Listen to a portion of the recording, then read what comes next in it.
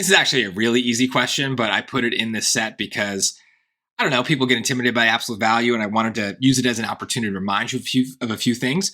First, we can solve absolute value equations with the normal Desmos calculator trick of getting vertical lines. So just type it in, and the absolute value bars are right there, down there in the bottom left. There's an A between two lines. That's absolute value. So x minus 2. And then, yeah, you could find out where it equals 9, or you can just tell it equals 9. And it'll turn that absolute value graph into the vertical lines. And then we just need to find out where those lines are. So one of them you can see is at negative, what is that, 7? I can't tap it because of the way that it calculates things, but it's clearly negative 7. So that's one thing. And then there should be another. There it is.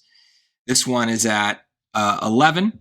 So let's put that in there. So x equals negative 7, x equals 11. And either one is correct, right? And for anything where there's one possible solution or where you graph it and there's multiple possible things, just make sure you give them what they want.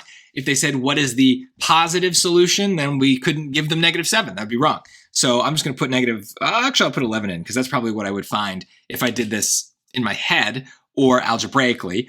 I also wanted to use this as an opportunity to remind you how to solve absolute value equations algebraically. It's probably not going to come up very often, but just in case, basically you have to make two equations because we have to recognize that the part in these absolute value parentheses would either be a positive or a negative 9, right? So if it's positive 9, then that's kind of normal math. But if it's negative 9, right, then the absolute value bars would make it positive. So that's how it's going to work. So in order to account for that, we need to make two equations. We have x minus 2 equals positive 9 and x minus 2 equals negative 9, and then just solve. So add 2, we get x equals 11.